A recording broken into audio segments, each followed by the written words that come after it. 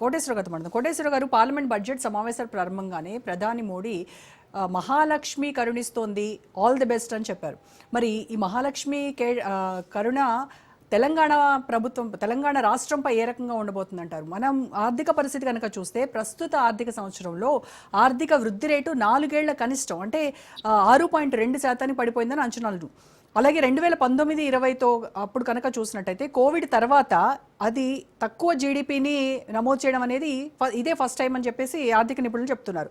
మరి అలాగే ప్రత్యేకించి ఈ నెలలో చూస్తే ఫారెక్స్ మార్కెట్లో అమెరికా డాలర్పై రూపాయి మారకం విలువ కూడా జీవితకాలం గరిష్టం 86.7కు పతనమైందని చెప్తున్నారు. మరి ఈ నేపథ్యంలో బడ్జెట్పై అంచనాలు ఎలా ఉన్నాయంటారు? ఇప్పుడు మహాలక్ష్మి కరుణిస్తుందని నరేంద్ర మోడీ గారు కబుర్లు చెప్పొచ్చు, కానీ అదే మహాలక్ష్మి గారు మరి ఇది 8వ బడ్జెట్.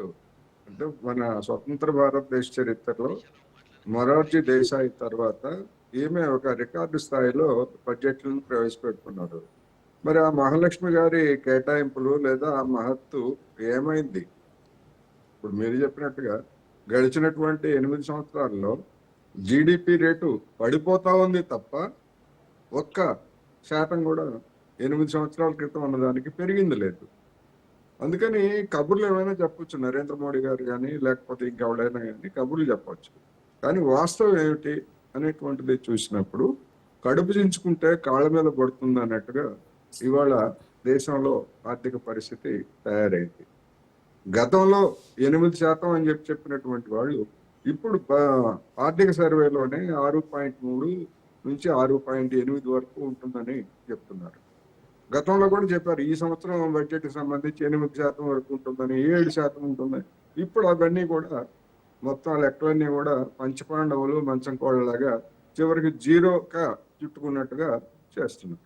అందువలన ఏమైనా కబుర్లు ఏమైనా చెప్పవచ్చు, కానీ ఆర్థిక సర్వేలో కానీ లేదా నిర్మలా సీతారామన్ గారు చేయబోయేటువంటి ప్రసంగంలో కబుర్లు ఏమైనా చెప్పొచ్చు.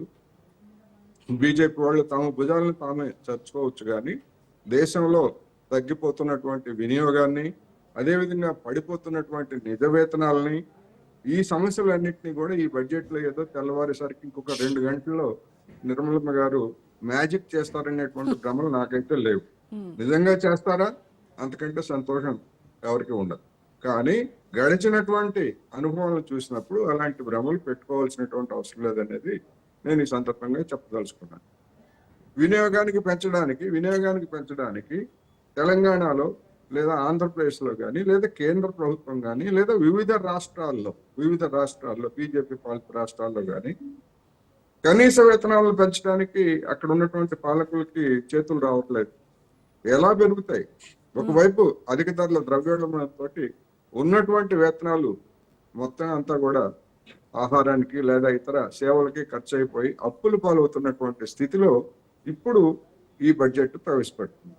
ఇక 2 తెలుగు రాష్ట్రాల విషయానికి వస్తే, ఇప్పుడు వెంకటరెడ్డి గారు చెప్తున్నారు అన్ని రాష్ట్రాల పట్ల సమంగానే చూస్తున్నాం. అన్ని రాష్ట్రాల పట్ల సమంగా చూసినప్పుడు తెలంగాణకు ప్రత్యేకంగా వరగబెట్టేది ఏమి లేదు కదా.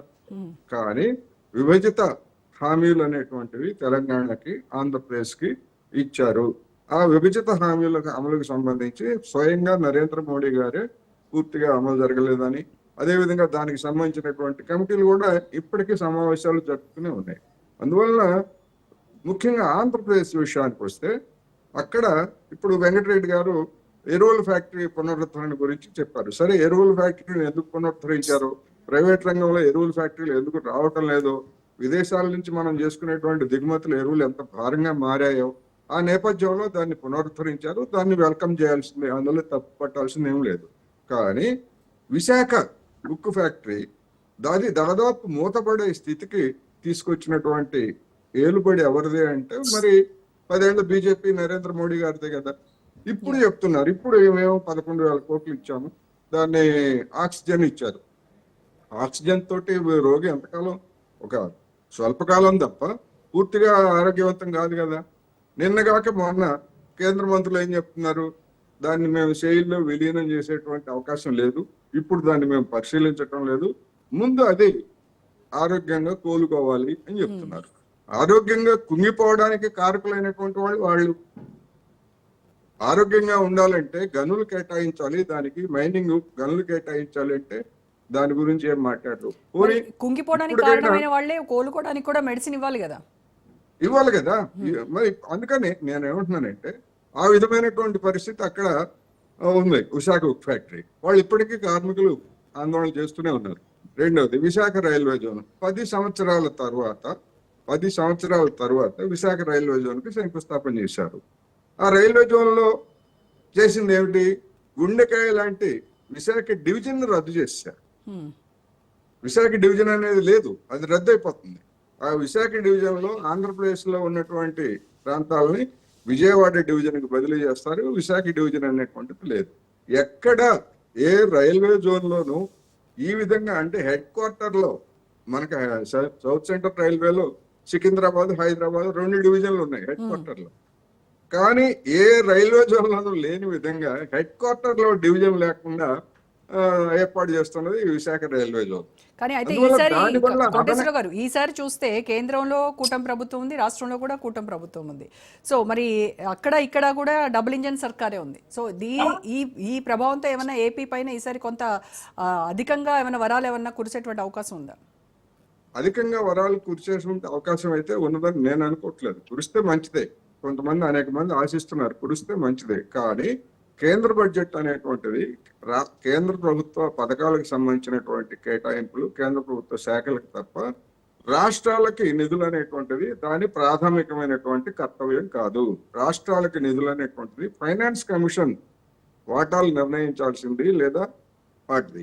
ఇప్పుడు గతంలో మేము 30% ఉన్నటువంటి దాన్ని 41%, 40% పెంచామని చెప్పేసి గొప్పగా చెప్పుకుంటారు. కానీ అనేక కేంద్ర పథకాలని రాష్ట్రాల మీద రుద్దారు. అంటే ఒక చేతితో నిధులు ఇచ్చి మరొక చేతితో రాష్ట్రాల దగ్గర నిధులు లేకుండా చేశారు. అందువలన దానివల్ల పోనీ రాష్ట్రాల పరిస్థితి ఏమైనా మెరుగుపడిందా అంటే ఏమి మెరుగుపడలేదు. 2 తెలుగు రాష్ట్రాలు కానివ్వండి లేదా ఇతర తమిళనాడు కానివ్వండి అనేక రాష్ట్రాలు అప్పులు పాలవుతున్నాయి, అప్పులు చేయాల్సి వస్తుంది అనేది కూడా మనం గమనించాలి. అందుకని 2 తెలుగు రాష్ట్రాల్లో కూడా విశాఖ రైల్వే జోన్ గురించి చెప్పాను. అదేవిధంగా అమరావతి గురించి అప్పిస్తా ఉన్నారు. పోలవరానికి సంబంధించి కూడా 12,000 కోట్లు ఇస్తా ఉన్నారు. ఏమి ఇస్తా ఉన్నారు? ముందు ఇస్తా ఉంటున్నారు. దానివల్ల ఆంధ్రప్రదేశ్ కి అదనంగా ఒరిగేది ఏముంటది? ఎందుకంటే అది ఆల్రెడీ కేంద్ర ప్రభుత్వ ప్రాజెక్టు. కేంద్ర ప్రభుత్వమే దాన్ని నిర్మాణం చేయాలి. పూర్తి చేయడానికి కూడా కట్టుబడి ఉన్నామని చెప్తోంది కేంద్రం. కట్టుబడి ఉన్నామని చెప్పడం కాదు, కట్టుబడి ఉండటం ఆంధ్ర ప్రజల హక్కు, విభజిత హామీ. ఇక్కడ అసలు సమస్య ఏంటంటే దాన్ని పూర్తి చేయడం కాదు. దాన్ని పూర్తి చేస్తారు, వాళ్ళు కాకపోతే ఇంకో 10 ఏళ్ల తర్వాత పూర్తి చేస్తారు. కానీ మునిగిపోయేటువంటి జనానికి దాదాపు 30-35 వేల కోట్ల రూపాయలు పరిహారం, పునరావాసం ఎవరు చెల్లిస్తారో ఇంతవరకు ఎవరు మాట్లాడరు. ఆంధ్రప్రదేశ్ లో ఉన్నటువంటి కూటమి మాట్లాడుతూ కేంద్రంలో ఉన్నటువంటి పెద్దలు మాట్లాడరు. కేంద్రం ఏం చెప్తోంది?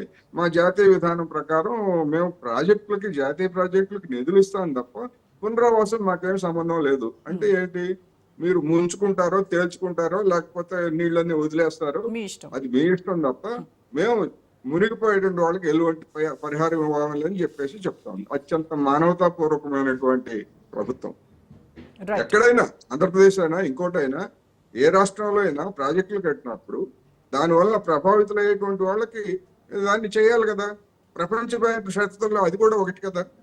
అందువలన అలాంటి అనేకమైనటువంటి సమస్యలు ఉంటాయి. ఇప్పుడు ఈ బడ్జెట్ లో వాటన్నింటికి ఏదో పరిష్కారం లభిస్తుందని నేనైతే అనుకోవట్లేదు. ఎందుకంటే ఆల్రెడీ అవన్నీ కూడా చెప్పేశారు. ఇక తెలంగాణ విషయానికి వస్తే హైదరాబాద్ మహానగరం 1.5 కోటి జనాభా, హైదరాబాద్ పరిసరాల్లో ఈ 1.5 కోటి జనాభాకి అవసరమైనటువంటి ప్రజా రవాణా వ్యవస్థలో కీలకమైనటువంటిది మెట్రో కావచ్చు, అదే విధంగా MMTS కావచ్చు. MMTS ని చూస్తున్నాం మనం. MMTS ని ఎందుకు గతంలో అది ప్రారంభించినప్పుడు ఉన్నటువంటి దానికంటే ఇంకా MMTS సర్వీసులు తగ్గిపోయాయి. ఎందుకని కేంద్ర ప్రభుత్వం లేదా రైల్వే శాఖ, దాని ఆధ్వర్యంలో రైల్వే శాఖ ఈ విధమైనటువంటి దాడి చేస్తా ఉంది హైదరాబాద్ ప్రయాణికుల మీద? దాన్ని పెంచాల్సినటువంటి ప్రయాణికులు అవసరం ఫ్రీక్వెన్సీ పెంచేట్లయితే ఎంతో మందికి కొన్ని వేల కోట్ల రూపాయలు ఖర్చులు కలిసి వస్తాయి కదా. ఎందుకని చేయడం లేదు అంటే ఏం మాట్లాడరు. అదేవిధంగా రైల్వే ప్రాజెక్టులకు సంబంధించి ఇప్పుడు అమరావతికి ఖమ్మం జిల్లా ఎర్రపాలెం నుంచి అమరావతికి ఒక ప్రత్యేక లైన్ వేస్తా ఉన్నారు. దాని ఖర్చు మొత్తం కేంద్ర ప్రభుత్వమే భరిస్తుందని చెప్పారు. మంచిదే, భరిస్తుంది. అదేవిధంగా మరి తెలంగాణకు సంబంధించి ఎందుకని ఆ విధమైనటువంటి ఒక్క ప్రాజెక్టు కూడా పూర్తిగా కేంద్రం ఎందుకని భరించట్లేదు? తెలంగాణ చేసినటువంటి పాపం ఏమిటి ఇది? అందుకని అమరావతికి న్యాయం జరిగిందని సంతోషిస్తున్నాను, ఓకే. కానీ ఆంధ్రప్రదేశ్ తెలంగాణలో ఉన్నటువంటి ప్రాజెక్టులు ఏమిటి, రైల్వేలు ఏమిటి, వీటికి ఎందుకని అనేటువంటి ఇవన్నీ కూడా అనేకమైనటువంటి ఇట్లాంటి సమస్యలు ఉన్నాయి. ఈ సమస్యలన్నిటికీ ఏదో ఈ బడ్జెట్ లో పరిష్కారం జరుగుతుందని అనుకోక్కర్లేదు.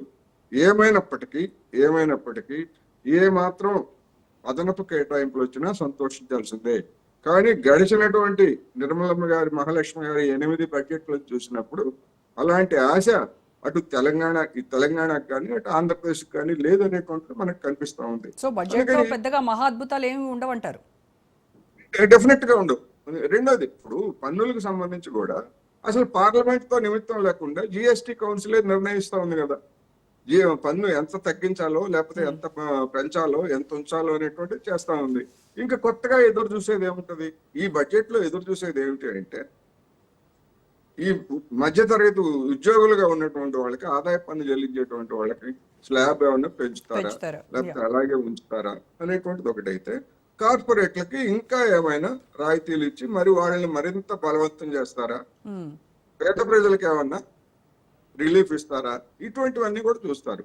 కానీ గడిచినటువంటి బడ్జెట్లు అన్నింటిలో కూడా పేద ప్రజలకు ఇచ్చినటువంటి రిలీఫ్ ఏమీ లేదు. కార్పొరేట్లకే మొత్తం 30% ఉన్నటువంటి పన్నుని 22% తగ్గించారు కార్పొరేట్ పన్ను. కొత్తగా పెట్టేటువంటి వాటికి 15% ఇస్తామని చెప్పారు. మరి ఆ స్థాయిలో దేశ ప్రజలకు మరి జిఎస్టిలో ఏమన్నా పన్ను రాయితీలు ఇచ్చారు అంటే ఇవ్వలేదు. పన్నులు విపరీతంగా పెంచుతున్నారు తప్ప ఇవ్వలేదు. మరి ఇది ప్రజారంజకమైనటువంటి బడ్జెట్ ఎట్లా ఉంటుంది? మరి మహాలక్ష్మి గారు కరుణిస్తారని మరి నరేంద్ర మోడీ గారు ఏ ఆశతో చెప్తున్నారు? జనాన్ని మీరు చెప్పినట్టుగా కేంద్ర బడ్జెట్ అనగానే ఒక సగటు జీవికి గుర్తొచ్చేటువంటివి ఐటీ స్లాబ్ అవ్వచ్చు, లేకపోతే బంగారం ధర తగ్గుతుందా ఇలాగా, లేకపోతే నిత్యావసర ధరలు తగ్గుతాయా, స్టాక్ మార్కెట్లు తేరుకుంటాయా, ఇవి కొంతవరకు వాళ్ళు పరిగణలోకి తీసుకునేటువంటివి. సో మరి వీటిపైన ఇప్పుడు ఐటీ స్లాబ్ తప్ప ధరలు తగ్గేటువంటి పరిస్థితి, జిఎస్టీని తగ్గించకుండా ధరలు ఎలా తగ్గుతాయి? లేదా ఇతర బ్లాక్ మార్కెట్ అరికట్టకుండా ధరలు ఎలా తగ్గుతాయి? దానికి తీసుకునేటువంటి చర్యలు ఏముంటాయి? ఇంతవరకు ఏమీ లేవు. ఇప్పుడు ఇవాళ 11 గంటల నుంచి 1 గంట లోపు చేసేటువంటి ప్రసంగంలో ఏం మార్పులు జరుగుతాయి, ఏం మంత్రదండం ఉంటుంది అనేది